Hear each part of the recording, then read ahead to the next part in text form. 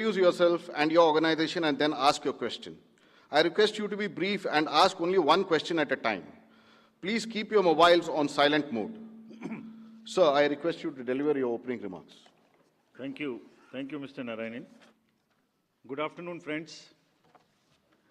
My recently joined distinguished colleagues, let me introduce you to them.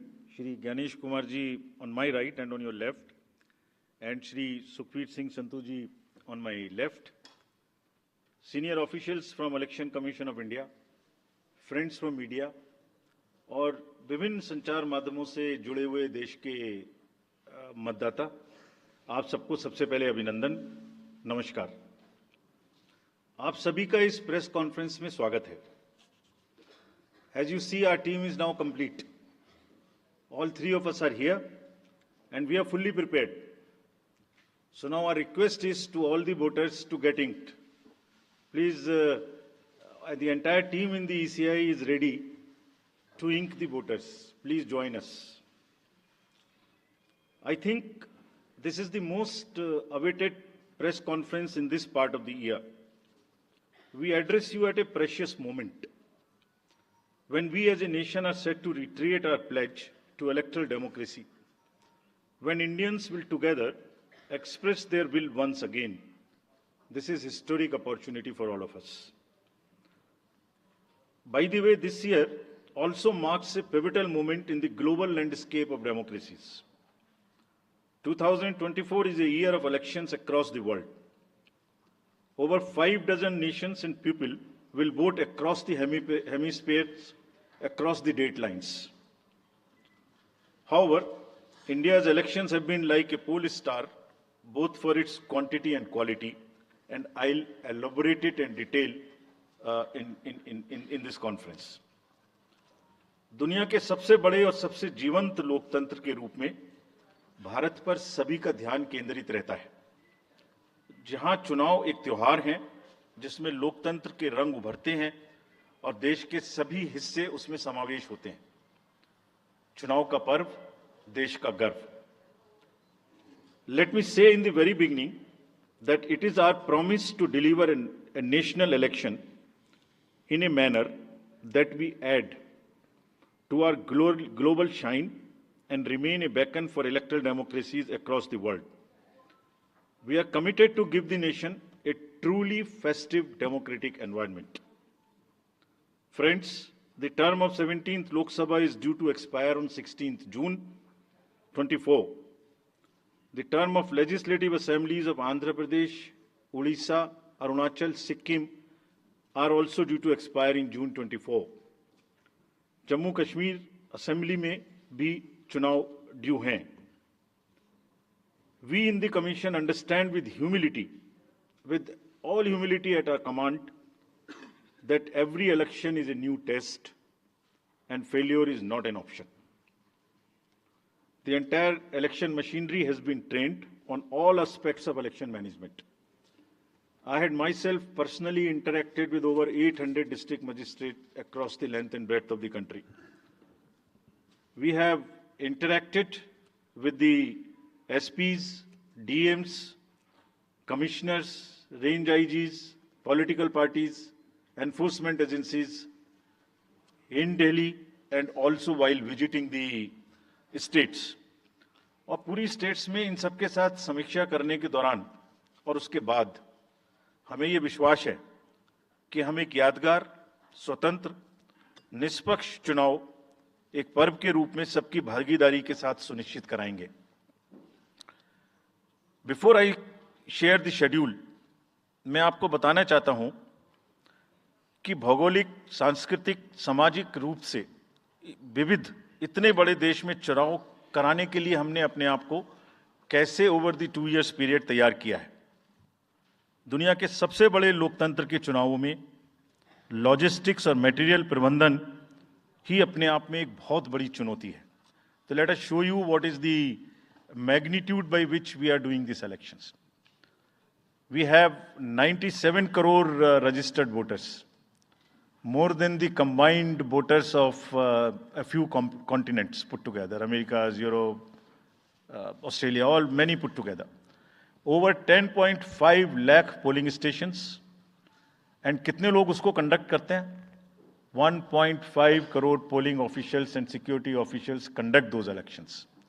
More than 55 lakh EVMs, 4 lakh vehicles, और अब तक हम क्या कर चुके हैं? 17 general elections to the parliament, 400 से ज़्यादा असेंबली इलेक्शंस कर चुके हैं. ये इलेक्शन कमीशन का एक लीगेसी है. 16 presidential elections, 16 vice presidential elections, a truly gold standard. It's a gold standard in the entire election management. Friends, there is a qualitative leapfrog which Commission is ensuring, which would be shown by the outcomes of the 11 state elections which we have held recently. पिछले 1-1.25 साल के अंदर में 11 elections state assemblies के देश में हुए हैं, और आज जो हम नए 2024 में जा रहे हैं तो इस दृढ़ता के साथ जा रहे हैं कि जो उनके आउटकम्स हैं वो आपको दिखा रहे हैं. पहले वो पीसफुल हुए, वायलेंस फ्री हुए. जो इसमें से 1-2 स्टेट में वायलेंस होती थी वहाँ भी वायलेंस नहीं हुई. नियर जीरो रूपोल्स, और कैंपेनिंग जो क्लटर है, जो नॉइज है, जो कैंपेन के दौरान होती है पॉलिटिकल पार्टीज की, उसमें भी घटित देखने को मिली. कोर्ट केसेस रिड्यूस हुए, कोर्ट की टिप्पणियां जो अनावश्यक या हमारे ऊपर में होती थी वो कम हुई. सीजर्स बढ़े, और फेक न्यूज़ पर एक एक्शन लेने का जो तरीका था वो बहुत बढ़ा. तो लास्ट 2 इयर्स में इसको और रोबस्ट करने के लिए हमने क्या क्या किया है ये हम आपको आज दिखाएंगे, और उसको कैसे बेहतर करेंगे ये भी दिखाएंगे. हम कहाँ पहुँचना चाहते हैं, इस इलेक्शन को किस तरीके से डिलीवर करना चाहते हैं, ये भी आपको लास्ट स्लाइड में दिखाएंगे. अभी जो इलेक्टरल साइकिल है उसमें हमने कितनी तैयारी की है ये हम आपको आज शेड्यूल बताने से पहले बताना चाहते हैं. अगर देखा जाए तो इनपुट के रूप में हमारा जो इलेक्टरल रोल है वो प्योर होना चाहिए. ये फाउंडेशन है किसी भी अच्छे चुनाव के लिए. उसमें जिसको होना चाहिए वोटिंग में वो है, और जिसको नहीं होना चाहिए वो नहीं है. हमने इलेक्टरल रोल में बहुत मेहनत की है. इनपुट के तौर में material, man power, technology, training, इतनी चीज़ें लगती हैं. प्रोसेस के रूप में जो डिसरप्टिव चैलेंजेस हैं, muscle power, money power, mis information, MCC violation, और reaching out to the missing voters, urban apathy, youth apathy, और ओवरकमिंग ऑपरेशनल चैलेंजेस जिसमें reaching in inaccessible areas in this wide country, and what outcomes we want, that is what is we will tell you little later also. तो पहला जो input है ये एक मोज़ेइक है जो देश की वोटर्स की, इलेक्टर्स की पिक्चर है. क्या दिखाती है ये? It's a very diverse mosaic. 96.8 crore are the total electors in the country, of which 49.7 crore are male and 47.1 crore are female. और जो यंग वोटर्स हैं, बहुत मेहनत की हमने पिछले साल में, वो 1.82 करोड़ फर्स्ट टाइम वोटर्स इस बार इन चुनावों में वोट देने के लिए हमारे इलेक्टरल रोल्स में हैं. और अगर इसको हम 20 से 29 साल के वर्ष में देखें, वो भी तो यंग ही हैं, कोई अभी बड़े तो हुए नहीं हैं, तो 18 से जो 29 हैं वो करीब 21.5 लाख वोटर हैं. 1.80 करोड़ 18 से 19, और 20 से 29 में 19.74 करोड़, यानी 21.5 करोड़ वोटर्स एब्सोल्युटली यंग, जो कि डेमोक्रेसी में भाग लेंगे और अपना फ्यूचर अपने से डिसाइड करेंगे, because they are the biggest stakeholders in the democracy, because they have a larger time to contribute in the society. अगर हम देखें तो बहुत इंक्लूसिव करने के लिए there are 88.4 lakh persons with disabilities who are part of our voter list. We have made a special effort कि जितने हमारे मतदाता हैं उस तरह के उनको हम अपने इलेक्टरल रोल में लेके आए. 82 लाख लोग ऐसे हैं जो 85 वर्ष से ऊपर हैं, और वो हमारे प्राउड मतदाता हैं. We feel very proud to have them with us.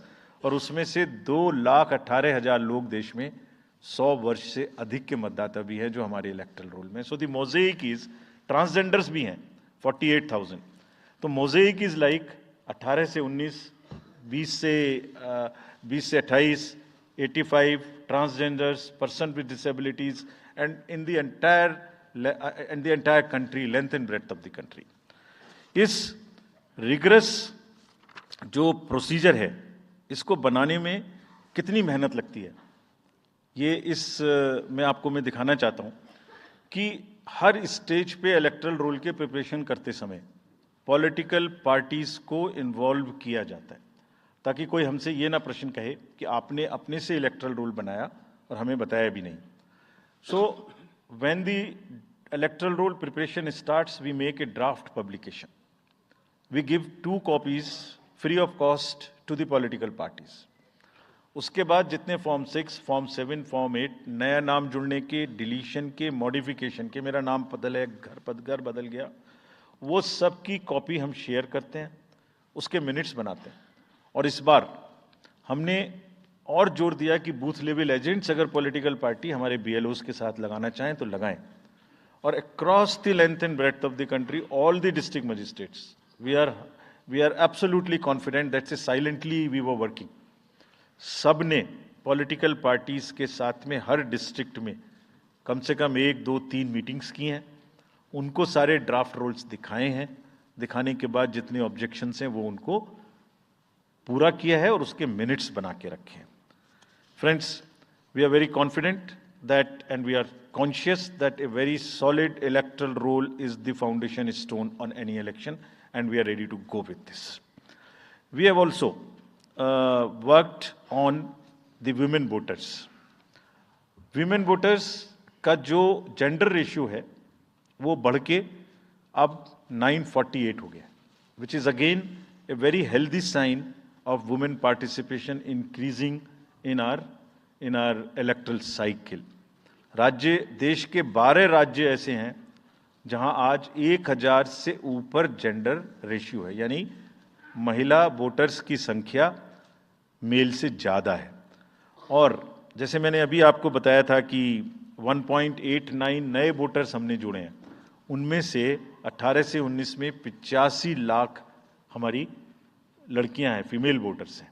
So they are going side by side, and this is again a very healthy sign that women are also equally participating in our election.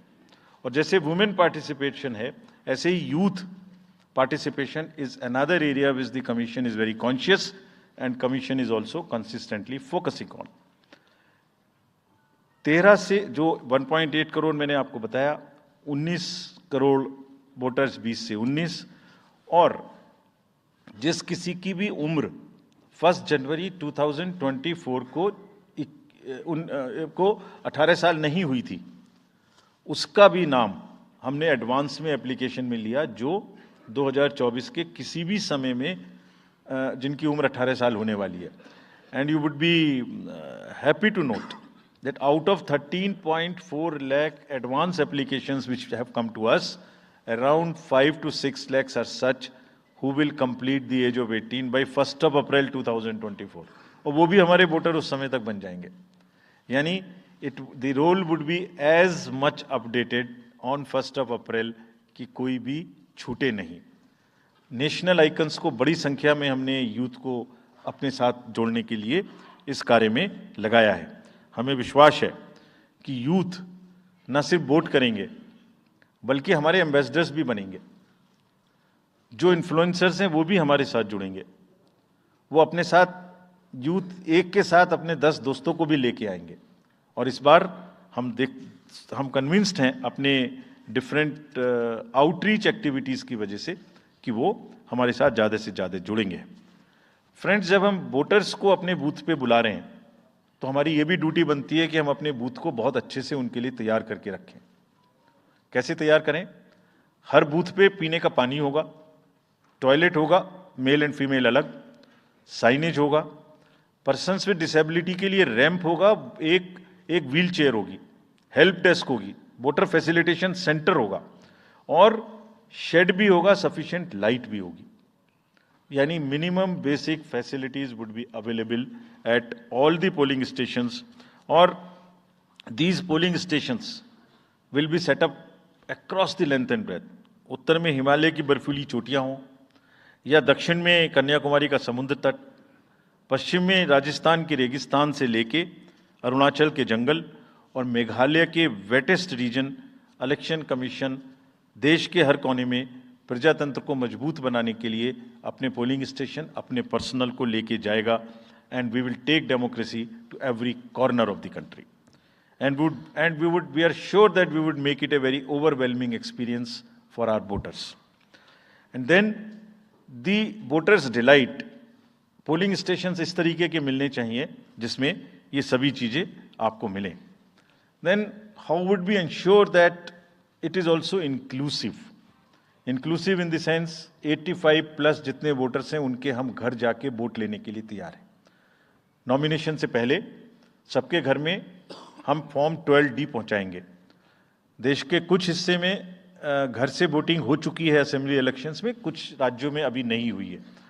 अब इस बार पूरे देश में पहली बार ये व्यवस्था एक साथ लागू होगी कि जो 85 वर्ष से ऊपर के मतदाता हैं, जो पर्सन्स विद डिसेबिलिटी हैं, 40 इयर्स एंड 40% से ज़्यादा की जिनको डिसेबिलिटी है, वो सब के पास हम फॉर्म पहुंचाएंगे. अगर वो ये ऑप्ट करेंगे कि वो फॉर्म वो बूथ पर नहीं आना चाहते, घर से करना चाहते, तो हम घर में जाएंगे, एक आदमी का वोट लेने घर में जाएंगे. हालांकि हमारा तजुर्बा यह है कि ज़्यादातर लोग उस एज के बूथ पर आना चाहते हैं, because they have consistently been part of our democracy. उनको वॉलंटियर्स और व्हील चेयर की सुविधा वहाँ उपलब्ध रहेगी. नाउ जब ये बूथ बनाए तो हमने अपने पर्सनल को, जो टीम्स हैं, उनको बहुत अच्छे से ट्रेन करके तैयार किया है. They are sentinels of democracy. I mean हमारे जितने एम्प्लॉयज़ हैं वो सब तैयार रहेंगे इस बात के लिए कि that wherever it takes they will walk an extra mile so that voters don't have to mile. पहाड़ के बर्फ में भी जाएंगे, जंगल में भी जाएंगे, नदी में भी जाएंगे, घोड़े पर भी जाएंगे, काठ के ब्रिज पर भी जाएंगे, हेलीकॉप्टर से भी जाएंगे, हाथी से भी जाएंगे, बर्फ में भी चलेंगे, म्यूल से भी जाएंगे. सिर्फ हर जगह पहुंचेंगे इसलिए ताकि वोटर अपना वोट दे सकें. मैं इसी क्रम में आगे थोड़ी अर्बन एपैथी की भी बात करूंगा. हम इतनी जब मेहनत करते हैं जाने में, हम देखते हैं जहां घर के नीचे बूथ है वहां पे बहुत सारे लोग वोट देने नहीं आते. ये उनके लिए भी एक उदाहरण है कि वो ये समझें कि वोट देना कितना जरूरी है. अगर हम 10 लोगों के लिए, 5 लोगों के लिए बूथ बना के इतनी मेहनत से जा सकते हैं, तो आप घर के नीचे उतर के जो 2 किलोमीटर के रेडियस में आपके पास बूथ है उसमें वोट देने जरूर आएँ. Friends, we are also very conscious about the sustainable elections as our responsibility towards the environment. तो environmentally sustainable elections हों, इसके लिए भी हमने डायरेक्शंस अपने इलेक्शन मशीनरी को दी है. वेस्ट मैनेजमेंट किसी भी पोलिंग स्टेशन पे पोलिंग के बाद में दिखाई नहीं देना चाहिए. आप उसको कलेक्ट करें, डिस्पोजल करें और टीम्स के साथ में send them to various disposal thing. It's part of the material arrangement. Minimal use paper का करें. मैक्सिमम हमारी ई बुक्स लागू हैं, आप कभी भी हमारी वेबसाइट पे देख सकते हैं, हर सब्जेक्ट पर ई बुक है. More and more carbon footprints को हम कम से कम किस तरह से कर सकते हैं. Recycling, more and more less and less paper work, all that is what is our commitment to the environment. We are also greatly leveraging technology in 3 verticals for the help of the voter, for the help of the election management agencies, machinery, and also for the political parties and candidates. कोई भी voter पूरे देश में उसका epic number से booth कहाँ है, उसका एपिक डाउनलोड करना है. If he has a mobile number seeded, he can download his और हर मोबाइल. कोई भी बीएलओ के बारे में कोई जानकारी लेनी है, one can go to the voter helpline app. You can know about what kind of a candidate you have in your constituency who are contesting. So there is an application called know your candidate. तो उस candidate की कोई criminal background तो नहीं है, उसके खिलाफ में केसेस तो नहीं है, उनके क्या असेट्स हैं, क्या लायबिलिटीज़ हैं, ये सारी चीज़ें केवाईसी के एप्लीकेशन में वोटर्स को देखने का अधिकार है, उनको मिलेंगी. और जिस किसी का भी क्रिमिनल रिकॉर्ड है किसी भी कैंडिडेट का, उसको 3 बार न्यूज़पेपर्स में देना पड़ेगा, टीवी में देना पड़ेगा, और पॉलिटिकल पार्टी को भी ये बताना पड़ेगा कि आपको उस कॉन्स्टिट्यूएंसी में क्रिमिनल कैंडिडेट बैकग्राउंड के खड़ा करना पड़ा, तो बाकी क्यों नहीं मिला? आप बताइए, what is the basis of the selection of a candidate who has a criminal background? Then, in order to clean up the entire system, we want to use the technology with the help of the citizens. Citizens, be please vigilant. So, C-Vigil app में कोई भी शिकायत अगर किसी citizens को, किसी voter को करनी है, कहीं पर भी कोई पैसा बांटने का केस है, फ्रीबी बांटने का केस है, एक्सेस कैंपेनिंग का केस है, just take a photo or type text, send it to us. We will capture your longitude and latitude ourselves. आप कहाँ पर खड़े हैं ये हम अपने से आपकी मोबाइल की लोकेशन से समझ लेंगे और आपको 100 मिनट के अंदर अपनी टीम भेजकर जो आपकी शिकायत है उसका निराकरण हम आपको करने देंगे। फ्रेंड्स, इस सारी चीज को करने में हमारे सामने कुछ चैलेंजेस भी हैं। मैं आज आपके सामने उन चैलेंजेस की भी चर्चा करना चाहता हूं और ये भी बताना चाहता हूं कि इसको हम कैसे ठीक करेंगे। तो मेनली 4 चैलेंजेस हमारे पास हैं, 4 M's: muscle, money, miss information and MCC violations. Essentially 4 किस्म के ब्रॉड जो हमारे प्रोसेस हैं और इसी के संदर्भ में पूरा जो प्रोसेस अब आज से शुरू होगा और जब तक चुनाव खत्म होगा तो इलेक्शन कमीशन का अधिकांश समय इन्हीं 4 चीज़ों में लगने वाला है कि how to control muscle power, how to control money power, how to control the menace of misinformation, and how to control the violations which are done or at least to be done under MCC. So coming to the muscle power को control करने के लिए adequate number of CAPF would be deployed. 24/7 एक नया प्रयोग हम इस बार कर रहे हैं। We are establishing, हम बिल्कुल डिटरमिन्ड हैं इस बार मसिल पावर को कम करने के लिए। चुनावों में हिंसा का कोई स्थान होना नहीं चाहिए और ब्लड बाथ बिल्कुल नहीं होना चाहिए। जहां भी हिंसा बची है, चाहे वो प्री पोल हो, चाहे वो ड्यूरिंग कैंपेनिंग हो, चाहे वो पोस्ट पोल हो, we are committed to kind of be very very alive to this situation और जो भी हमें सख्ती से करना होगा इसके लिए हम करेंगे ताकि ये प्रोविजन ना रहे।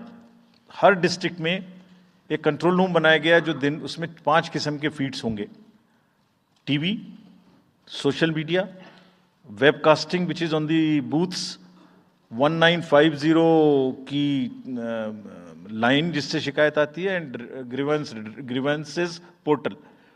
So, one senior officer would be available in the control rooms in every district to look at these 5 feeds. जहां से भी, और C-Vigil, 6th C-Vigil, जहां से भी कोई शिकायत मिलेगी उस पर सख्त कार्रवाई की जाएगी। एवरीवेयर अक्रॉस द कंट्री हमने बड़ी सख्त ताकीद दी है कि डिस्ट्रिक्ट मजिस्ट्रेट्स, SSPs अपने एरिया में हिंसा को ना होने दें। जितने नॉन अवेलेबल वारंट्स आज की डेट में हैं, पुलिस उनको ऑलरेडी हमारे विजिट्स के साथ साथ ऑलमोस्ट एग्जीक्यूट कर चुकी है, कर रही है। साथ ही जितने हिस्ट्री शीटर्स हैं उनको भी बहुत तेजी से देख रही है। There is also a network of check post which have been set up in the international border, in the interstate border and on the nodes from where some kinds of irregular, illegal goods can move across these states. In some international borders, there is also a drone-based checking which will happen. We are fully committed that हिंसा का कहीं कोई उपयोग नहीं होना चाहिए। हमने district magistrates को बहुत सख्त हिदायत दी है कि जितने लोग 3 साल से ऊपर हैं उन सबको आप बदल दीजिए पहले, और accountability starts from the head of the district, not below. ये उनका काम है कि जो नीचे हैं वो उनको देखें। किसी भी प्रोसेस में वॉलंटियर्स और कॉन्ट्रेक्चुअल स्टाफ किसी भी स्टेट ने लगाए वो इस्तेमाल नहीं होंगे। बहुत सारी स्टेट्स ने टेम्परेरी वॉलंटियर्स और कॉन्ट्रेक्चुअल स्टाफ को लगा के रखा है, वो किसी भी स्टेज में इस्तेमाल नहीं होंगे। डबल वोटिंग, इम्पर्सोनेशन की भी शिकायत आती है। बहुत सख्त हिदायत दी गई है कि अगर इम्पर्सोनेशन के केसेस आए तो आरपी एक्ट की सेक्शन में उनके खिलाफ एक्शन लें। साथियों, बहुत ही डिटर्मिनेशन के साथ हम हिंसा मुक्त चुनाव देना चाहते हैं। चुनाव में हिंसा की कतई गुंजाइश नहीं है। राष्ट्रपति महात्मा गांधी जी ने कहा था, मैं हिंसा का विरोध करता हूं क्योंकि उससे पाया हुआ समाधान बहुत कम वक्त के लिए होता है और उससे पैदा हुई नफरत हमेशा के लिए। Only peace is everlasting. Violence doesn't solve anything. We will request everyone, all political parties, all candidates, that they must be very, very, very cautious of this point. We'll be ruthless if anywhere the violence happens. Similarly, coming to the money, आप जानते हैं, मैंने पहले भी आपको दिखाया है कि पिछले जो 11 इलेक्शंस हुए हैं स्टेट में, राज्यों में, और उसी की वजह से ये कन्विक्शन है जिससे हम आपसे उसके बारे में बात कर रहे हैं। We are talking to you from the strength of our outcomes. 3400 crore रुपए के करीब का कैश मूवमेंट को रेस्ट्रिक्ट किया गया 11 इलेक्शन में। एवरी स्टेट, राजस्थान, तेलंगाना, मध्य प्रदेश, नागालैंड, गुजरात, हिमाचल, मिजोरम, त्रिपुरा, छत्तीसगढ़, हर स्टेट में उससे पहले इलेक्शन में जो भी हुआ था उससे 200, 400, 500, 700% की वृद्धि हुई। Total 3400 crore is around 835% higher. ये जो धन बल का जो उपयोग है, जो धन का उपयोग है, जैसे बल का उपयोग कुछ राज्यों में ज्यादा है, ऐसे धन का उपयोग भी कुछ राज्यों में ज्यादा है। हम इस बात से भी बहुत वाकिफ हैं। We are aware fully that there are differential vulnerabilities in each state. Some states have more violence, some states have more money, some states are more kind of a geographical problems. So whichever problem pertains to a particular state, based on this differential analysis, we would be having a differential level of treatment for that state. Misuse of money हम नहीं होने देंगे। इसके लिए भी हमने enforcement agencies को, सब स्टेट्स में एनफोर्समेंट एजेंसीज के साथ बैठक की है। दिल्ली में हम सब हेड्स ऑफ द एजेंसीज के साथ फिर से बैठक करने वाले हैं आज के बाद तुरंत। क्या कहा है उनको हमने कहा है कि जो freebies, liquor, cash, cooker, sari, machines, whatever kind of freebies किस किस स्टेट में बंटने की शिकायतें आती हैं, उसको 100% रोकें। रोकने के लिए एनालिटिक्स बेस्ड कार्य करें। सो whom have we directed? GST, excise, state police, all agencies, income tax, customs, coast guards, BSF, SSB, border से जहां से भी जिसके नारकोटिक्स और जहां से भी फ्री भी आने की संभावना हो सकती है। GST would be doing the e-way bill based analytics to see if there is a trend of spurt in the demand for the FMCG in certain areas. Banks would look at if there is a demand, spurt in demand of the cash in the chests. So, National NPCIL will look at if there is a spurt in demand for the payments from the wallets. Digital payment से तो पैसा नहीं जा रहा है। 1-2 state में ऐसा भी देखने में आया था कि आप अपने वैलेट के थ्रू किसी को भी पैसे ट्रांसफर करते रहिए, 2-2 हज़ार, 1-1 हज़ार रुपये। All that we will be looking at. Banks would be sending almost daily report of the suspicious transactions which they have. All airports in the country would be checked regularly by the dedicated teams of income tax for any kind of movement through the air strips.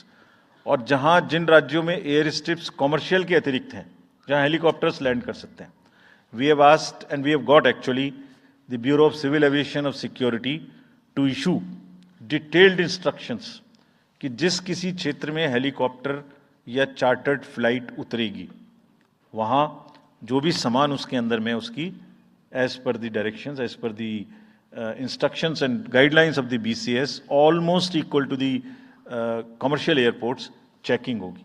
Railways, RPF, GRP, both will be simultaneously, continuously looking at roads. So cash और money जो भी धन बल का दुरुपयोग करना चाहेंगे, political finance in any case is a thing which is in news these days.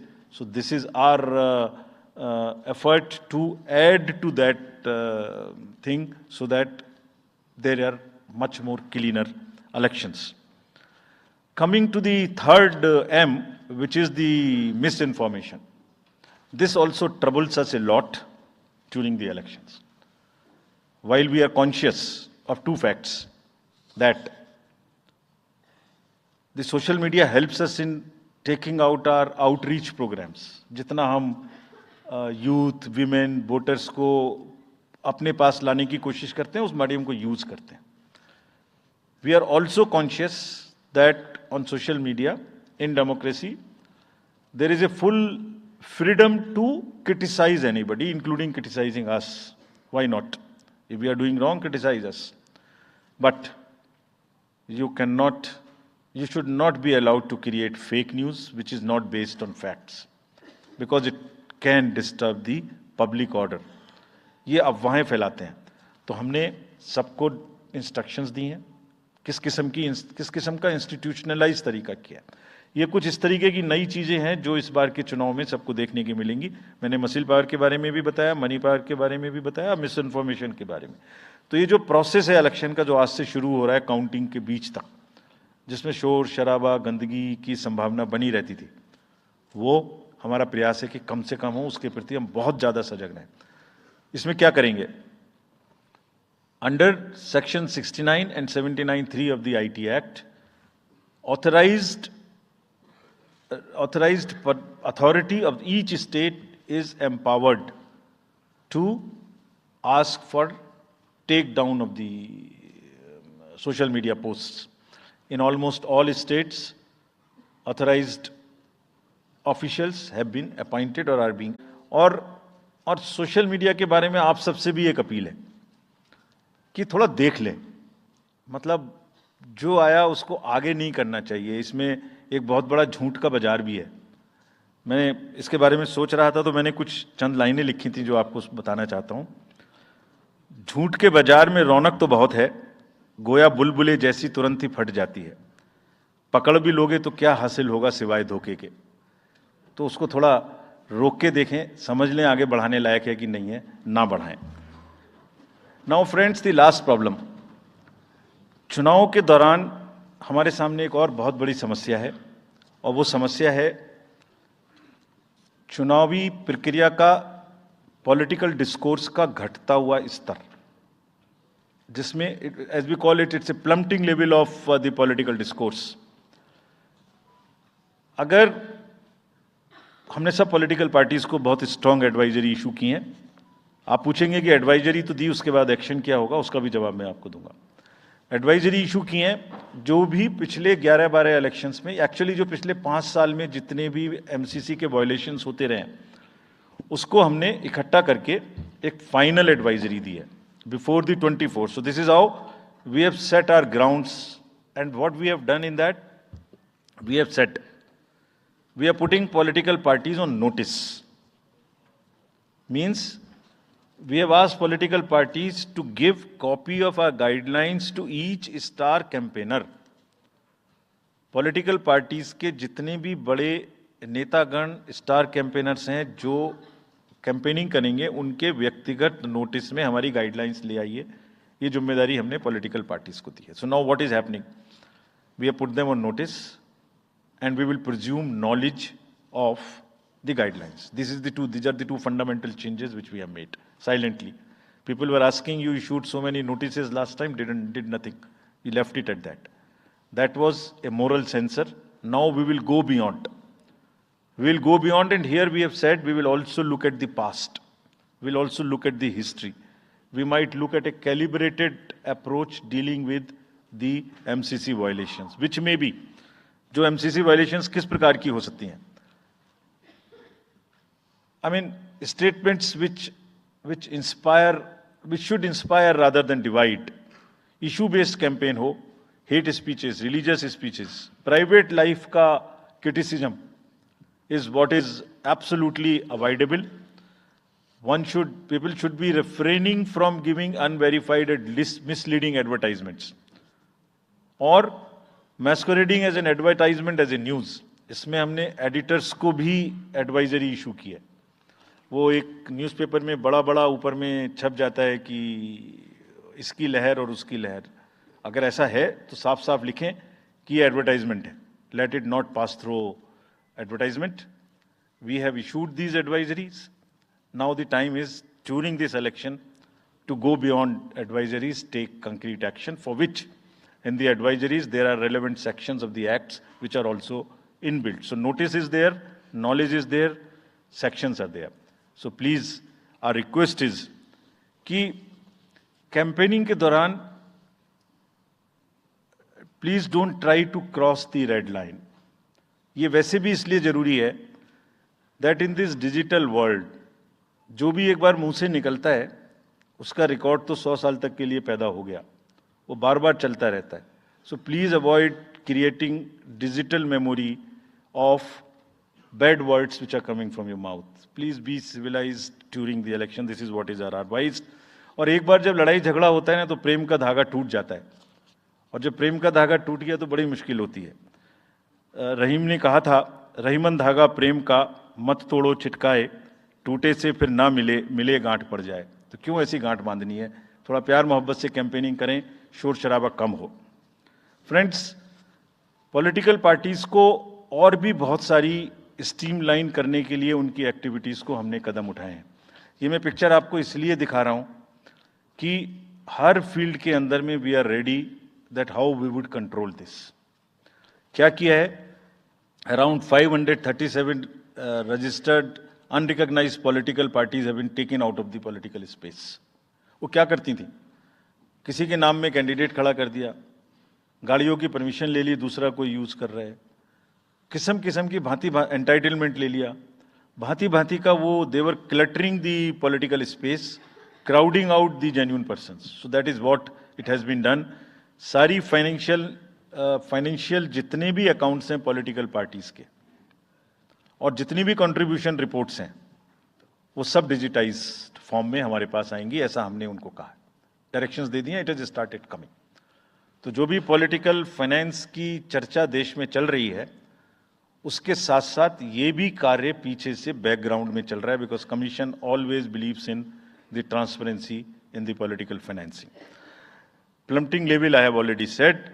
We have also asked the political parties to be very, very respectful to the persons with disabilities in their discourse, not to use the abusive words, also to not use children at all during the campaigning.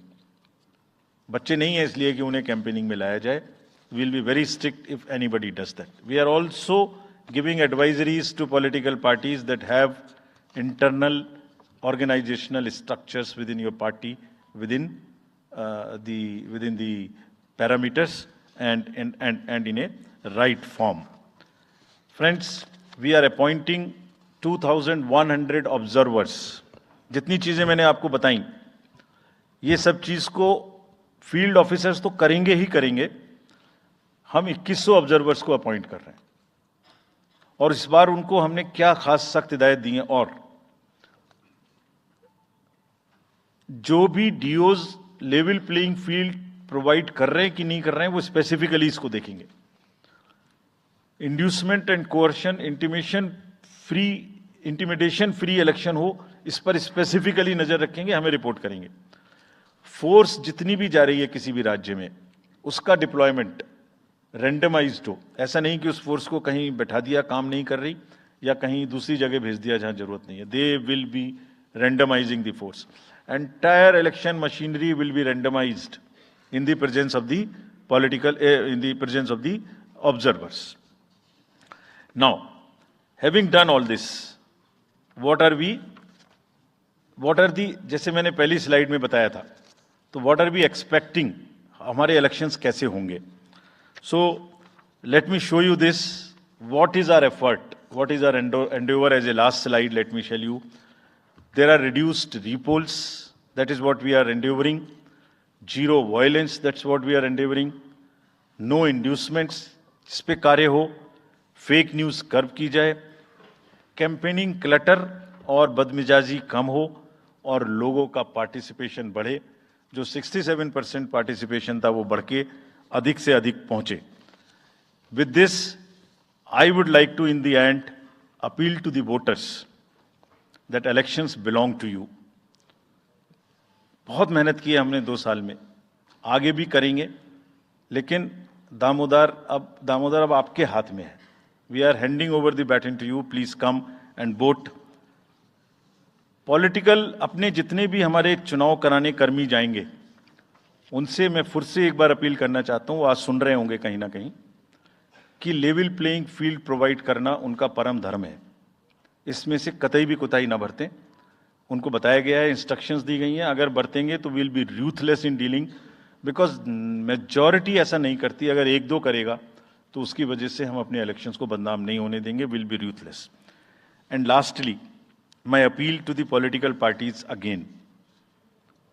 We are very committed for ethical political discourse. I would like parties to again appeal that please maintain decorum in campaigning and refrain from abuses and personal attacks. राजनीतिक दलों को बहुत personal attack से बचना चाहिए. फिर मुझे बदर साहब का एक शेर याद आता है, दुश्मनी जमकर करो लेकिन ये गुंजाइश रहे. दुश्मनी जम के करो लेकिन ये गुंजाइश रहे, जब कभी हम दोस्त हो जाएं तो शर्मिंदा ना हो. और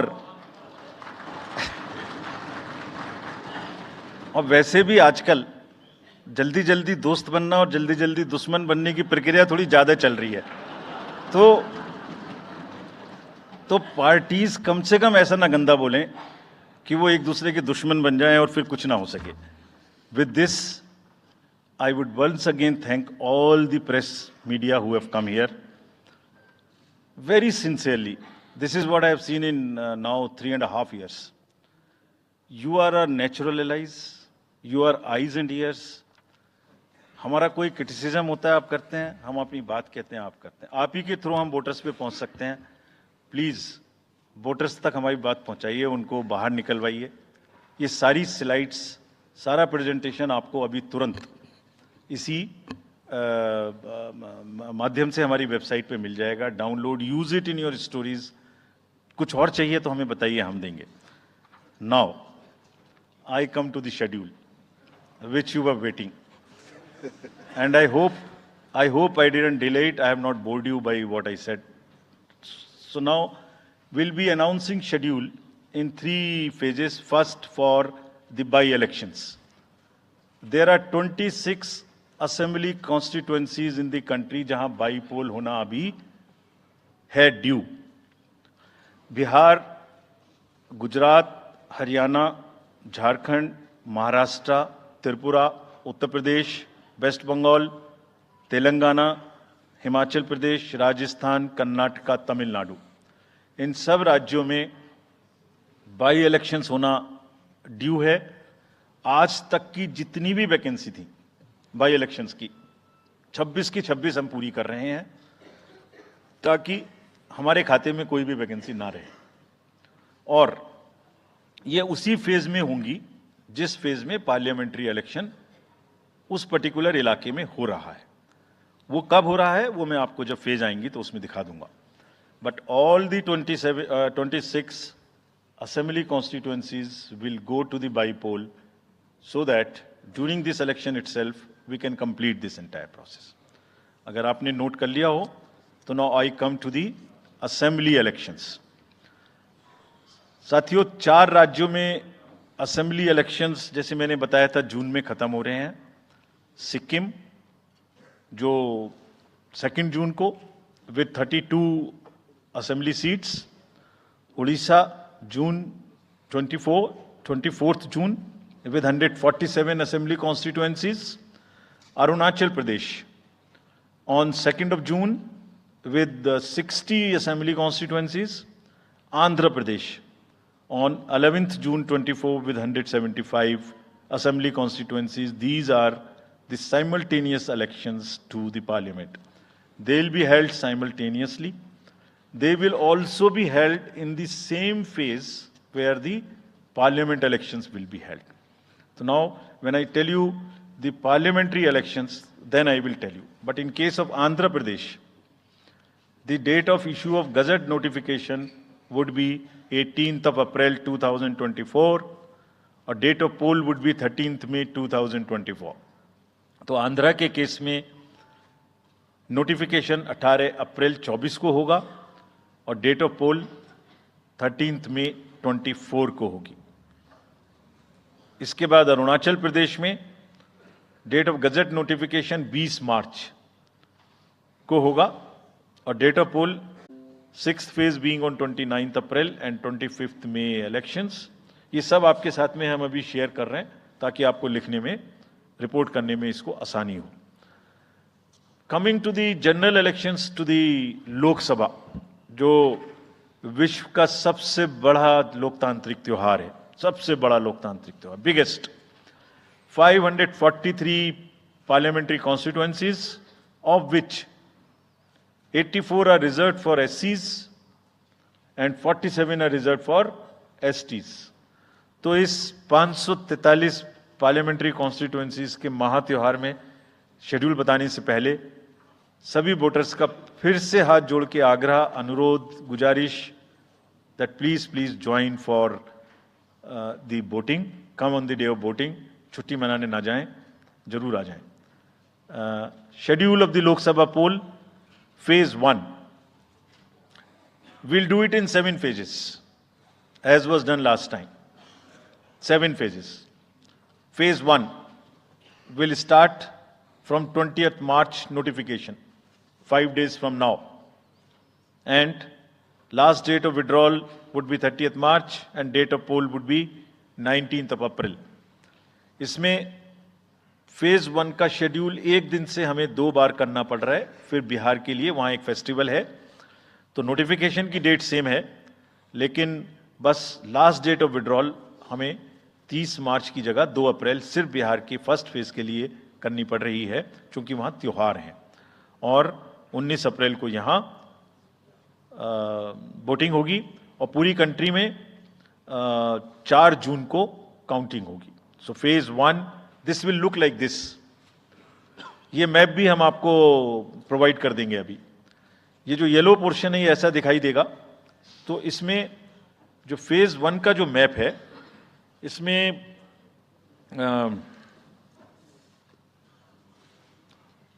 नॉर्थ ईस्ट नीचे तमिलनाडु, राजस्थान, सेंटर में छत्तीसगढ़, मध्य प्रदेश और उत्तराखंड, और ऊपर में जम्मू कश्मीर की 1 पार्लियामेंट्री कॉन्स्टिट्यूएंसी। ये येलो फर्स्ट फेज का आपके सामने में मैप है। सेकंड फेज और फर्स्ट फेज में 21 स्टेट्स जाएंगी पोल में। Second phase notification will start on 28th of March and date of poll will be 26th of April. Similarly here, in case of J&K, because of the some holiday, the date of 1 day would be different, date of security of nomination would be different, but date of gazette notification or date of poll would be common. Phase 1 में 21 राज्य polling में जाएंगे और phase 2 में उसमें से और राज्य जुड़ जाएंगे। सो this is the map which would be phase 2, जिसमें हम नॉर्थ ईस्ट में काफ़ी जगह चुनाव को कंप्लीट करते हुए, तमिलनाडु में कंप्लीट करते हुए, सेकेंड फेज में राजस्थान को भी कंप्लीट करेंगे। Phase 3 would be from 12th of April and date of poll will be 7th of May। इसमें भी टोटल 12 स्टेट्स उस समय में जा रही होंगी और इस फेज में 3 नए राज्य में चुनाव शुरू होगा। इसका मैप कुछ इस तरह से दिखाई देगा। राजस्थान हम कवर कर चुके होंगे, तमिलनाडु कवर कर चुके होंगे, केरला कवर कर चुके होंगे, गुजरात इसमें कवर कर लेंगे, नॉर्थ ईस्ट पूरा कवर कर चुके होंगे और हम नए राज्यों को मिला के 3 इसमें नए राज्य भी जुड़ेंगे। फोर्थ फेज में 18th अप्रैल को गजट नोटिफिकेशन होगा और date of polling would be 13th of May। Date of counting in the entire country would be 4th of June for all by-elections, for the assembly elections, for the parliamentary elections. इसका map कुछ इस तरह का दिखाई देगा। इस समय तक हम इसमें Telangana, Andhra, Orissa would start, and by that time, other than that, entire South India would be complete, entire Western India would be complete, Northeast would be complete. और फिफ्थ फेज 26 अप्रैल से शुरू होगी और 20 मई तक चलेगी। 20 मई तक डेट ऑफ पोल होगी, बीच में नॉमिनेशन, स्क्रूटनी और विड्रॉल की डेट्स रहेंगी। Counting of course is 4th of June. It will look like this, which is in front of you, and phase 5 में 49 constituencies will be going to the poll. Phase 6th में 57 constituencies will go to the poll, starting from the Gazette notification on 29th of April and finishing on 25th of May 2024. इसका map कुछ इस तरह का दिखाई देगा कि mostly UP, Bihar, Bengal, Orissa और साथ में कुछ नॉर्थ का पोर्शन चालू रहेगा। Last phase, 7th phase, notification will be on 7th of May and polling on 1st of June. तो last polling would be on 1st of June and counting on 4th, and इस phase में पूरा पंजाब, हरियाणा भी शामिल रहेगा, Bengal, Bihar, Orissa. This is how the map will look. Yellow denotes the first phase, and accordingly the legends are given. We will share this map also with you, ताकि आप इसे अपने साथ रख सकें, इसके हिसाब से देख सकें। ये भी कोशिश की है हमने, और अगर पूरी फेज वाइज हम पिक्चर दें, ये भी एक अच्छी स्नैपशॉट है, जिसमें फेज 1 में 102 कॉन्स्टिट्यूएंसीज, फेज 2 में 89, फेज 3 में 94, फेज 4 में 96, 49, 57, 57.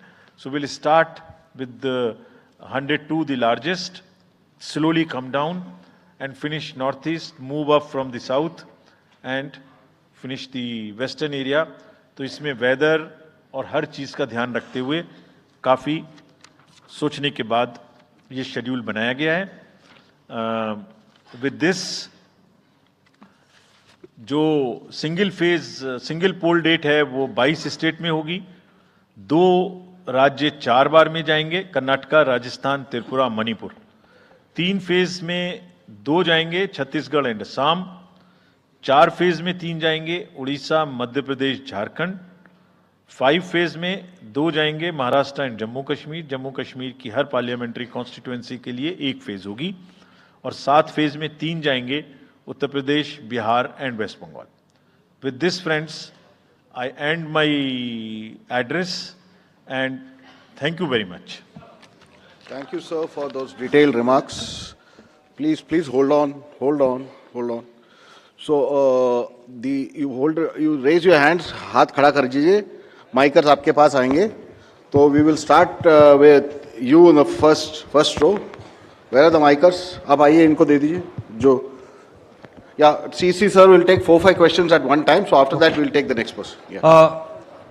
सर, मैं मोहित दुबे हूँ न्यूज़ नेशन से। सर, मेरा सवाल ये है कि आपने 7 चरणों में मतदान ये करवाया है, बहुत बड़ी चुनौती है क्योंकि दुनिया का सबसे बड़ा लोकतंत्र हिंदुस्तान है। अपोजिशन पार्टियां जो हैं ये आरोप लगा रही हैं कि 7 चरणों में क्या ज़रूरत है और इसकी वजह से सत्ताधारी दल को फायदा होता है। और छोटा सा सवाल सर एक और है कि ईवीएम को लेके लगातार अपोजिशन धरना दे रहा है, सवाल उठा रहा है। आप हमेशा ये कहते रहे कि निष्पक्षता के साथ आप मतदान करवाते रहते हैं ईवीएम के माध्यम से, तो उनके सवाल के बारे में आप क्या जवाब देंगे? आप ये जो लाइट जैकेट पहने हैं सेंटर में, इनको दे दीजिए। जो, हाँ, या जस्ट होल्ड ऑन। सर, मेरा नाम रविंद्र सिंह शोरान है। I would like to ask कि जो आपने बताया कि 3500 करोड़ रुपए को सीज किया, उसके बाद कार्रवाई कितने लोग जेल गए, कौन कौन सी पॉलिटिकल पार्टीज इन्वॉल्व थी, और जो लीकर सीज किया गया उसमें कितने केसेस रजिस्टर हुए, उसकी डिटेल्स इलेक्शन कमीशन हमारे साथ कभी शेयर करता नहीं है after the election happens. This lady in the front, या इधर मिडिल में जो है, इनको माइकर्स, हाँ, इनको दे दीजिए, या इनको दे दीजिए। हाँ, please switch on your mic.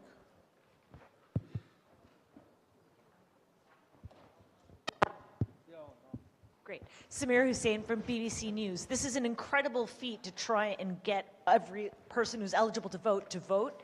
I'm wondering how much money is being spent, and in addition, what is the biggest concern in terms of these elections?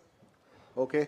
The lady in the fourth row over there with that black dress, उनको दे दीजिए, माइकर, middle में, हाँ उनको जो बीच में है, वो lady जो है, हाँ, give it to her, yes.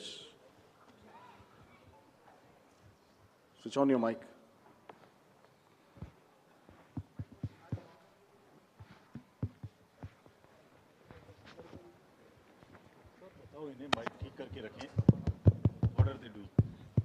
Hi, I'm Ashlyn. You said in your speech that... Can you just introduce yourself? I'm Ashlyn Matthew. From? National Herald. Thank you. You had said in your speech that there should be no hate speech. There will be a calibrated approach to code violations. But there have been several complaints against the Prime Minister and Amit Shah, but the ECA has not taken action against them. But you have taken action against the opposition leaders. So even if you take a calibrated approach, so won't it be the opposition leaders who get picked up more, who will get notice from you more than the ruling party leaders? Yeah, the gentleman in the second row here. Yeah, please. Yeah, mic is live. Hello. Sir, Venkatraman from Dinamala, from Tamil Nadu. Sir, every election you are getting new experience regarding the control of money power. How are you going to control the money power? For example, last election 2019, at Vellore constituency, the candidate Kadir Anand from his place, crores and crores of rupees money has been recovered from it. But what kind of action has been taken against him? And he's going to be the future candidate from the same constituency. Let me first take the answers of these questions of the first round. First question ये था कि 7 phase में election क्यों? और opposition parties का ये आरोप है कि 7 फेज में होने से लेवल प्लेइंग फील्ड डिस्टर्ब होती है, किसी को फायदा होता है। एक बार कभी पूरी कंट्री का भौगोलिक और ज्योग्राफिक इतिहास और ज्योग्राफिक स्थिति को नजर डाल के देखिए। नदी, नाले, बर्फ, पहाड़, जंगल, गर्मी, सिक्योरिटी फोर्सेस का मूवमेंट कभी सोच के देखिए। They will be moving like within 3 to 4 days between the gap in the phases, they will move, they will walk length and breadth of the country. उनके ऊपर प्रेशर कभी देखिए कितना होता होगा। कभी इलेक्शन मशीनरी की पूरी प्रोसेस, कभी एग्जाम्स, कभी फेस्टिवल्स, होली, रमजान, रामनवमी, पता नहीं क्या क्या फेस्टिवल्स बीच में है। जब कैलेंडर पे हम लेके बैठते हैं तो एक डेट फिक्स करते हैं, दूसरे में चली जाती है, दूसरे फिक्स करते हैं, कहीं प्रॉब्लम आ जाती है। हम किसी को फेवर करने के लिए, किसी को नुकसान करने के लिए कोई भी एक्शन नहीं लेते, कोई भी एक्शन नहीं लेते। किसी को ऐसा भ्रम है तो वो गलत है। हम फैक्ट्स पे बात कर सकते हैं। जहां की जो मैंने कहा था, हर राज्य अपने आप में अलग अलग है। किसी राज्य में 1 में भी है, किसी राज्य में 7 में भी है। जिन राज्यों में 7 में है वहां का विस्तार बहुत बड़ा है, नंबर ऑफ पार्लियामेंट्री कॉन्स्टिट्यूएंसीज बड़ी हैं, कंटेस्टेशंस ज्यादा हैं, इसलिए वो 7 में है। My friend from the Tamil Nadu has asked, वहां 1 में है, लेकिन वहां दूसरा चैलेंज है जिसके लिए what he has talked about, there is a challenge of money power in that particular state, and as I mentioned, we are extremely careful of what he has asked. If you learn it from the assembly elections which happened in another southern state recently. We have been able to cure that menace of money power to a very large extent, and we would control this. Please don't be worried. Similarly, I'll on the expenditure side take this question from BBC that how much we spend. Each candidate is allowed to spend in the parliamentary constituencies up to 80 lakhs, up to limit, and in the assembly up to 90 lakhs, and in the assembly up to 38. So if you combine amongst the candidate, that's the upper limit, which is the expenditure. You have asked about, somebody asked about EVMs. EVMs के बारे में मैं बहुत बार बता चुका हूं, लेकिन ठीक है, आपने फिर क्वेश्चन पूछा है तो, और देश में एक ऐसा अभियान भी चल रहा है जिसको बताना भी जरूरी है, इसलिए मैं थोड़ा विस्तार में बता ही देता हूं। वैसे बहुत बार बता चुका हूं, 40 बार लगभग इस देश की संवैधानिक courts, high courts and supreme courts EVM के ऊपर में जितनी चुनौतियां हुई हैं उनको देख चुकी हैं। चुनौतियां किस प्रकार की हुई? ये हैक हो सकती है, चोरी हो जाती है, 19 लाख मिसिंग हैं, इसमें दिखाई नहीं देता है, ये कंप्यूटर से खराब हो जाती है, रिजल्ट्स बदल सकता है, मैनिपुलेट हो सकता है। हर बार संवैधानिक कोर्ट्स ने इसको रिजेक्ट किया है। क्या कहा है? कभी कहा कि इसमें वायरस लग ही नहीं सकता, no question of introducing virus. कभी कहा इनवैलिड वोट्स नहीं हो सकते, कभी कहा रिगिंग इज नॉट पॉसिबल, कभी कहा कि when there is section 61A in the RP act which empowers the use of the EVM, जब तक वो खत्म ना हो जब तक ये प्रश्न उठाना गलत है। कभी कहा कि EVMs are fool proof devices for counting and allegations of tampering are baseless. कभी कहा कि आप एक के बदले 5 वीवीपैट गिनिए, वो हमने शुरू कर दिया। अब तो ये आ गया है नतीजा कि कोर्ट्स ने जुर्माना लगाना शुरू कर दिया। दिल्ली हाई कोर्ट ने मिस्चीवियस कहते हुए 10,000 रुपए का जुर्माना लगाया, फिर माननीय उच्चतम न्यायालय ने 50,000 रुपए का जुर्माना लगाया। अभी फिर रिसेंटली माननीय उच्चतम न्यायालय ने एक पिटीशन खत्म की है। कितनी बार सुनेंगे?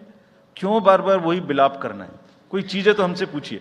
हैक नहीं हो सकती, किसी सूरत में नहीं हो सकती, एंड जो परिणाम आते हैं वही प्रमाण है, बार बार परिणाम आते हैं। कोई भी ईवीएम लेके बैठ जाता है सोशल मीडिया पे, वो डिब्बा लेके एक बैठ जाता है, और आजकल एक नया ट्रेंड शुरू हुआ है, वो थोड़ा सा एक्सपर्ट भी बन जाता है। आजकल 1-2 एक्सपर्ट भी चल रहे हैं सोशल मीडिया पे, वो कहाँ की डिग्री हैं, कहाँ के एक्सपर्ट हैं, थोड़ा देखना भी चाहिए। वो बताते हैं कि ये डिब्बा है, वो टूल बॉक्स जैसा डिब्बा होता है, उसके अंदर में क्या है पता नहीं है, उसमें से एक गत्ते के डिब्बे में से एक स्लिप भी निकलती है। वो धरना भी हो जाता है कि ये स्लिप बदल गई, मैंने यहाँ बटन दबाया था और यहाँ ही गलत निकल गई। भाई आपने क्या दबाया था, किसी को बताया था क्या? क्या निकला, किसी को बताया था क्या? अरे संविधान कोर्ट्स कह रही हैं। अच्छा, जितनी बार हमसे आप पूछेंगे उतनी बार हम उसका एक क्वेश्चन लेके आपको FAQs में डाल देंगे। 100+ क्वेश्चन है। और भाई political parties have come into existence because of the EVMs. There are many smaller political parties which in the age of the ballot papers might have not come into the existence. It was the fairness and the political parties know in the heart of their hearts. सब EVMs का 3-3 बार mock poll होता है, candidates के सामने में होता है। फिर भी अगर कुछ आप किताब लाए हैं, किसी के पास है क्या? एक हमने किताब भी बनाई है, एक जितने लीगल केसेस 40 केस, देखिए these are 40 cases on EVM. इसमें FAQ भी है, आप सब लीजिए इस किताब को हमसे। इसमें FAQ भी है और इसमें फ्लो चार्ट्स भी हैं। देखिए हमारी वेबसाइट पे है ये, थोड़ा पढ़ने का तो कष्ट करिए, खासतौर से जो एक्सपर्ट महोदय हैं, वो बहुत सारे एक्सपर्ट्स हैं यहाँ, मतलब कंट्री में कोई भी बन जाता है, किसी पे कोई रोक नहीं है। हमने इसमें चार्ट भी लगाया है कि कितनी बार सत्ता में रहने वाली पार्टियां ईवीएम ने बदल दी। तो मुझे भी ईवीएम पे फिर मैं रात सोच रहा था ये प्रश्न तो आएगा जरूर, तो फिर रात को मैंने कुछ लिखा अपने हाथ से, वो फिर आपको सुनाता हूं। अधूरी हसरतों का इल्जाम, अधूरी हसरतों का इल्जाम हर बार हम पर लगाना ठीक नहीं। ये ईवीएम कह रही है, मैं नहीं कह रहा हूं। अधूरी हसरतों का इल्जाम हर बार हम पे लगाना ठीक नहीं, वफा खुद से नहीं होती, खता ईवीएम की कहते हो। और बाद में गोया जब परिणाम आता है तो उस पर कायम भी नहीं रहते, आप ही के पक्ष में रिजल्ट आ जाता है। ये क्या बात है भाई? कितने दिन? EVMs are 100% safe, 100% sure, we know now, in last 2 years, again, we have done large number of improvements. एक ईवीएम की नंबर जो भी किस बूथ पे जाएगी वो कैंडिडेट को दिया जाएगा, इसलिए इसमें कोई प्रॉब्लम नहीं है. नाउ जो एमसीसी के बारे में प्रश्न पूछा, जिसमें आप ये पूछना चाह रहे हैं कि हम बायस्ड होके किसी के खिलाफ एक्शन लेते हैं, किसी के खिलाफ नहीं लेते, यही आप प्रश्न बेसिकली पूछना चाह रही हैं. पूछना नहीं चाह रही हैं, आरोप लगा रही हैं, जिसका मुझे जवाब आपको देना चाहिए. Correct, very right, you have a question right to ask. आप पिछले 8, 10, 11 इलेक्शंस की सारे आरोप जितने हमारे पास आए हैं वो सबको एक बार पढ़िए. सबको पढ़ने के बाद सबके नोटिसेस देखिए जो हमने दिए हैं. उसमें जहां जहां कोई भी वायलेशन एस्टेब्लिश होता हो, उस नोटिस के बाद, जवाब आने के बाद भी हमने, ऐसा नहीं है सब में कार्रवाई की है. We are very, as I said, they are kind of a moral censor which we have in the beginning issued. और जिस किसी के भी खिलाफ में अगर कहीं भी कोई केस बनेगा, howsoever high star campaigner he or she may be, we will not sit back, we will take action. Next. Sir, we'll take some questions from that side. Yeah, the middle row. There is a gentleman holding both his hands up, उनको दे दीजिए. बोलिए थोड़ा जल्दी दें. Yes sir. Mic के लोग थोड़ा जल्दी दें. थोड़ा माइक जरा जल्दी दीजिए, वो सेंट्रल रो में है, वो हाथ जी. उठा रहे हैं वो.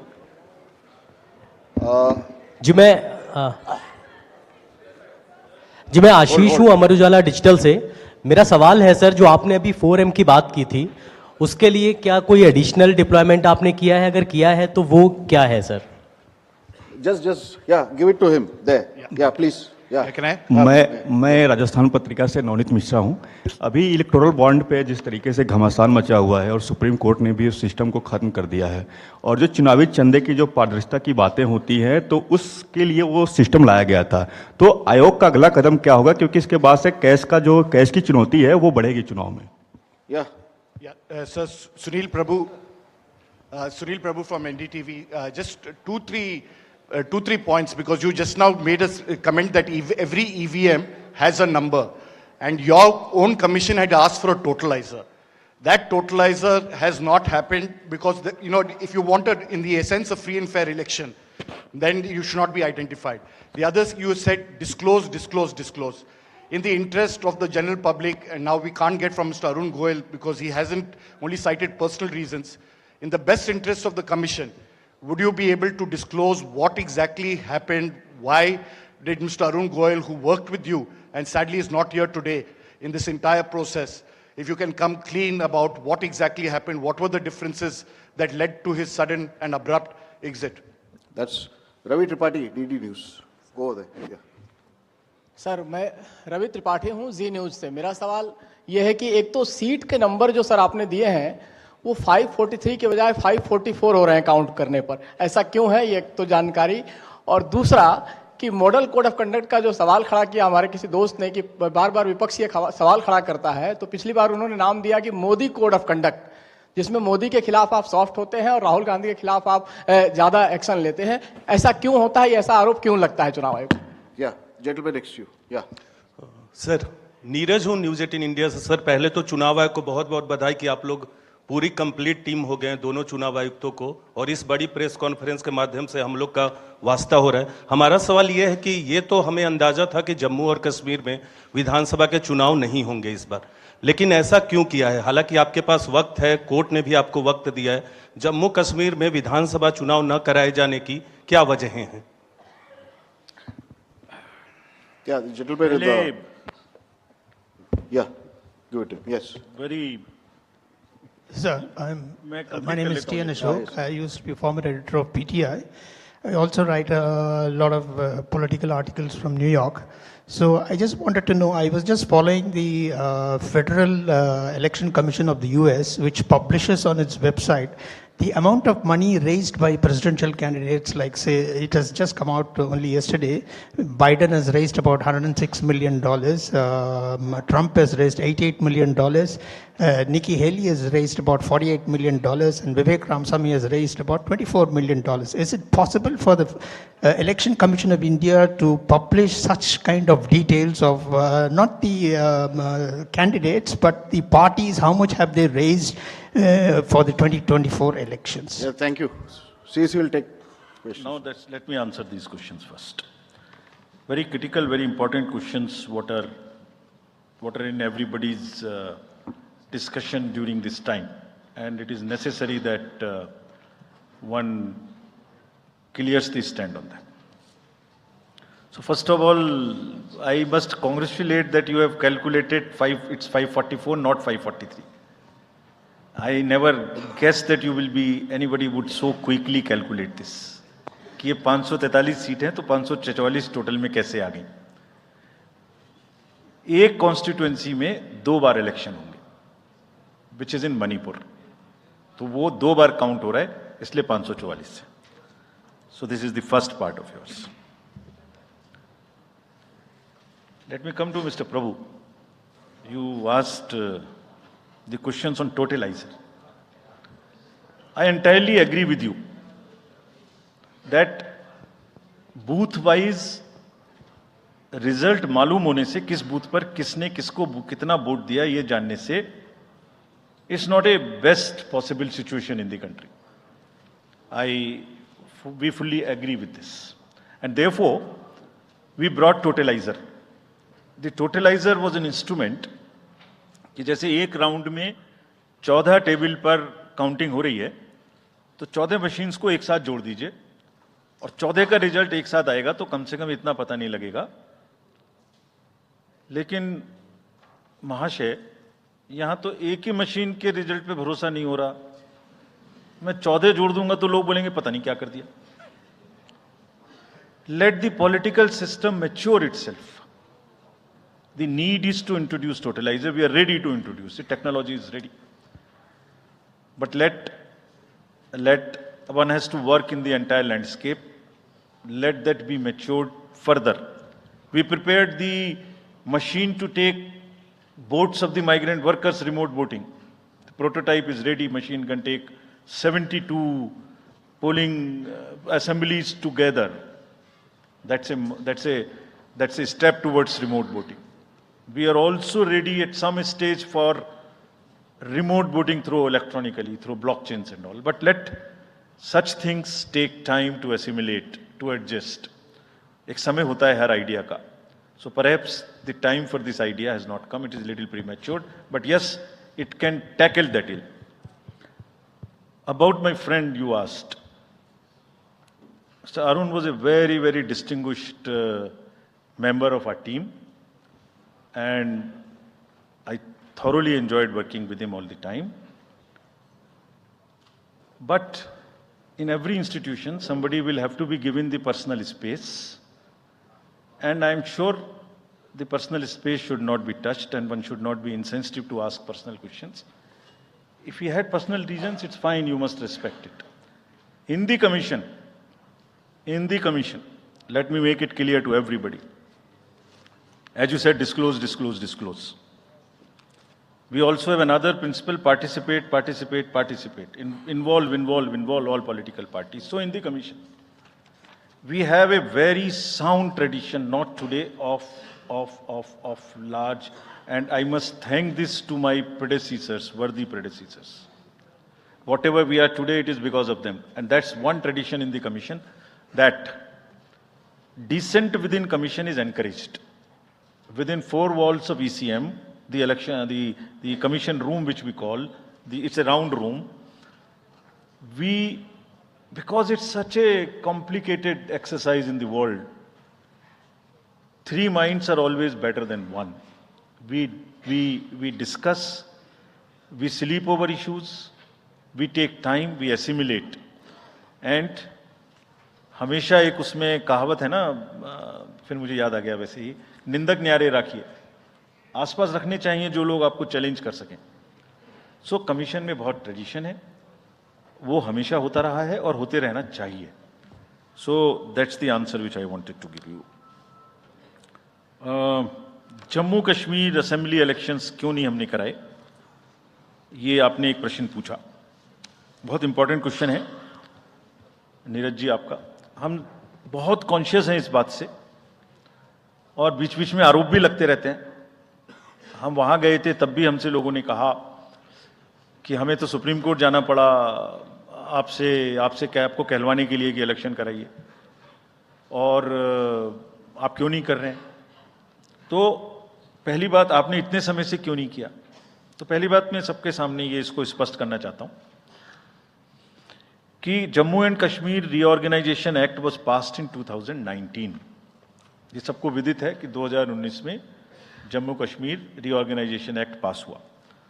उसमें जम्मू कश्मीर की असेंबली में 107 सीटों का प्रावधान किया गया.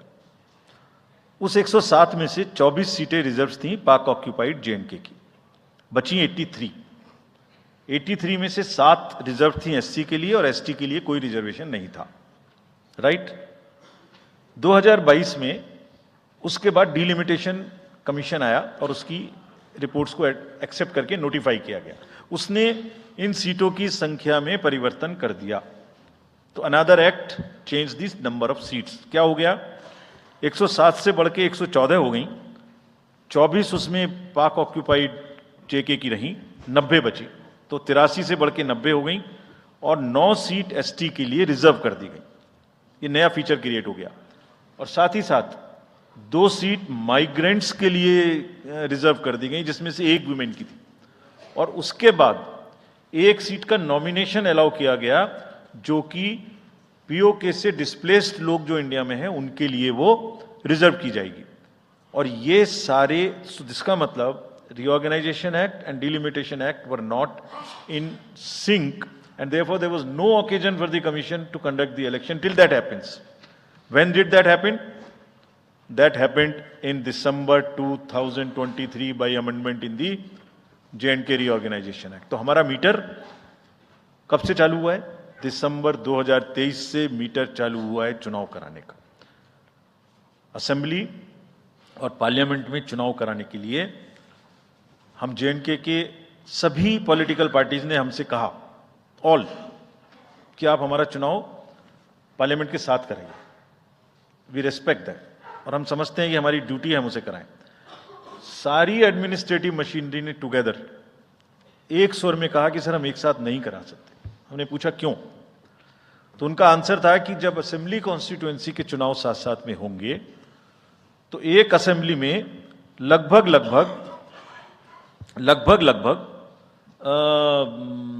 10 से 12 कैंडिडेट खड़े होंगे. सो 90 इंटू 12 करीब 1000 कैंडिडेट हो गए. और जेएंडके में सिक्योरिटी की वजह से हर कैंडिडेट को कम से कम 2 सेक्शन फोर्स प्रोवाइड करनी पड़ती है. 2 सेक्शन फोर्स का मतलब हो गया कि हमें करीब 1000 के बीच में 450-500 लोगों की कंपनीज की जरूरत और एक्स्ट्रा पड़ेगी. वो इतने बड़े देश में इस समय में सिक्योरिटी रीजंस में प्रोवाइड नहीं था. बट वी स्टैंड कमिटेड कि हम जैसे ही ये चुनाव खत्म होते हैं उसके तुरंत बाद, क्योंकि फोर्सेस की हमारे पास अवेलेबिलिटी हो जाएगी, हम चुनाव जल्दी से जल्दी वहां कराएंगे. Last question again, erectile bonds and चुनावी चंदा. और जो somebody asked from this side as to how the disclosures can be made through the political parties as to how much they collected. So as regards electoral bonds, Commission has always been in favor of transparency right from the stage when we submitted our stand in the Honorable Supreme Court.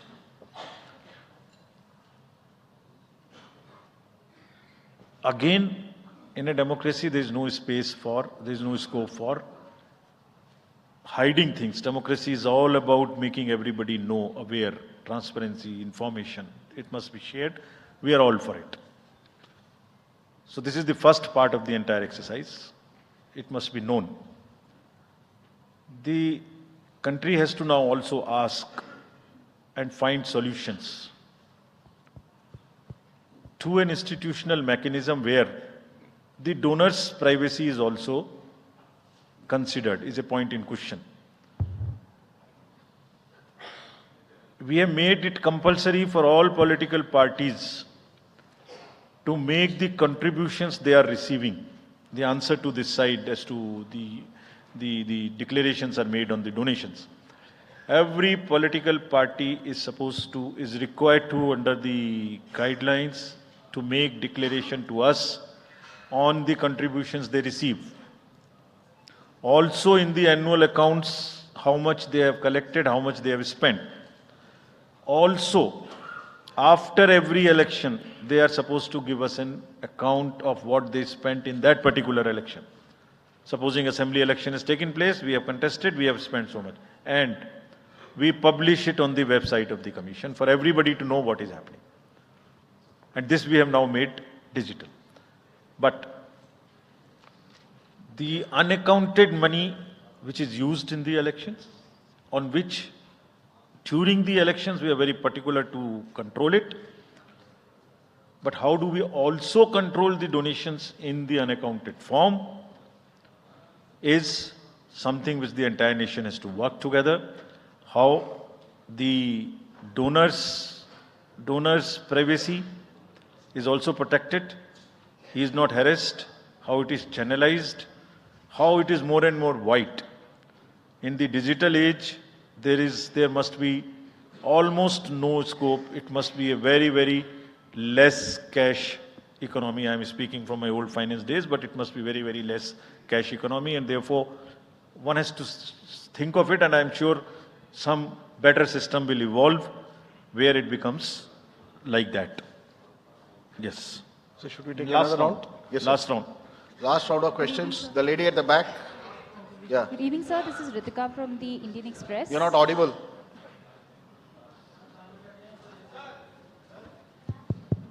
Yeah. Sorry. Good evening, sir. This is Ritika Chopra from the Indian Express. I have a question regarding Manipur.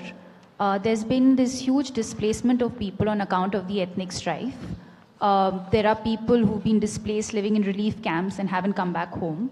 What steps are is the commission taking to ensure that people actually turn out to vote in their respective constituencies? And secondly, sir, as far as the disclosure of data with regard to electoral bonds is concerned, was the commission expecting SBI to also share data pertaining to the unique bond number? Because what you got was just date of purchase, name and amount, and party name, date of redemption and amount. Can you introduce yourself? This is Ritika Chopra from the Indian Express. Thank you. Okay. The gentleman in that orange shirt there. Yeah, please. मैं Krishna Mohan Sharma Bharat express से मेरे दो सवाल हैं जिस मुहिम में आप लगे हुए हैं कि वोटिंग Kindly परसेंटेज stick बढ़े to one question. We don't have time. या सिंपल क्वेश्चन एक क्वेश्चन सर कि क्या वो समय आएगा हमारे देश में कि 12वीं का बच्चा जब पास हो तो उसको साथ साथ वोटर आई कार्ड मिल जाएगा और दूसरा सवाल एक ये है कि क्या हमारे देश में मैंडेटरी वोटिंग हो पाएगी कभी The lady in the light blue shirt, last row. Yeah. Sir, this side Harsha from Republic TV. I have two questions. First one, opposition parties have accused Election Commission of being biased when it comes to action against hate speeches. While you have said that adequate measures have been taken, but how is it different from the last time? And so second question is precisely about two states, West Bengal and Manipur.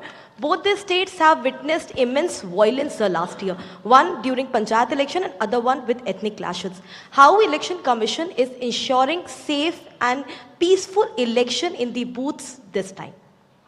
Okay, the gentleman in the front. Idhar hai ji, inko. Here, I'm George Kalivaril from Deepika Malayalam Daily. Mine is a half question and a request also. There are, why can't you think of giving, giving ballot vote, voting for journalists who work in other, go for vote reporting. Like me, I lost at least 5 parliament elections because I was covering the elections in the north. My vote is in Kerala. The gentleman in the orange shirt, that's the last question. Last. Piche. Last but one row mein hai wo. That's the last question.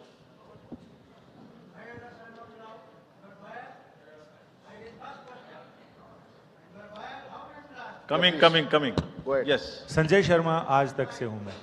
मेरा एक सवाल तो ये है कि निर्वाचन आयोग ने बहुत मार्मिक और बहुत व्यावहारिक अपील की है राजनेताओं से कि वो नफरत के बाजार में मोहब्बत की दुकान खोलें। तो इसकी कितनी अपील का असर लग रहा है कि वो कर पाएंगे? और दूसरा ये कि इलेक्टोरल बॉन्ड्स में अगली स्कीम किस तरह से इसको और पारदर्शी बनाया जा सकता है? क्या आयोग के पास भी ऐसा कोई इंतजाम है क्या? Yes. Thank you, sir. Now उनका भी एक ले लीजिए, उनका भी। उनको दे दीजिए। Give it to him. लीजिए। You are biased. You can't do that. लीजिए। Go ahead. I am Professor D.S. Agrawal and I am a nominee of राष्ट्रपति 2012. उस समय मैंने प्रणब मुखर्जी का नॉमिनेशन कैंसिल कराया था, तब ये प्रॉमिस किया था, सवाल है, तब ये प्रॉमिस किया था कि एमपीज की जगह वोटर प्रपोजर होंगे। आपने अभी तक अमेंडमेंट नहीं किया। दूसरी बात यह है कि आप जो डीएम होता है, मैं बनारसी चुनाव लड़ा, उसने 3 बार मेरा इलेक्शन नॉमिनेशन कैंसिल कर दिया बायस्ड, लेकिन मैंने 4थी बार पास कराया। तो डीएम को आप इतनी पावर देंगे कि किसी का भी नॉमिनेशन कैंसिल कर देगा बैलेट को? या आप अमेंडमेंट करिए और इसमें अमेंडमेंट करिए। और ये जो खड़े होते हैं ऐसे लोग खड़ा मत होने दीजिए कि बायस करते हैं। ऐसे आप नहीं बोल सकते। नहीं, ऐसे नहीं बोल सकते। ये इस तरीके की चीज आप यहां नहीं बोल सकते। अच्छा, ठीक है। Now let me take these questions. 12वीं क्लास के बच्चे के बारे में आपने पूछा एक प्रश्न। 12वीं क्लास के बच्चे को जैसे ही उसकी एज पूरी हो उसको वोटर कार्ड मिल जाए, इसकी तैयारी हम कर रहे हैं एडवांस एप्लीकेशन लेके। ऐसा जरूर होना चाहिए। About Manipur, question was asked about Manipur, what we will do. There are persons who are displaced, who are in the camps. We have drawn a scheme. Which we have notified. That scheme is notified to allow the voters in the camp to vote from the camp. जैसे migrants के लिए JNK में वो scheme है, ऐसे ही यहां पर भी उस स्कीम को लागू किया गया है। And the voters would be allowed in the respective camps from the lower constituency to the higher and higher to the lower. But my appeal to the voters is that let us decide through the ballot peacefully by participating in these elections. We'll make the arrangements.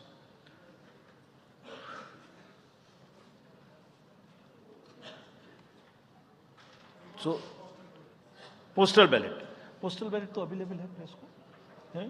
हम issue कर सकते हैं, ये हम उपलब्ध कराएंगे। चलिए, thank you very much. Thank you, sir. That brings us to the end of this press conference.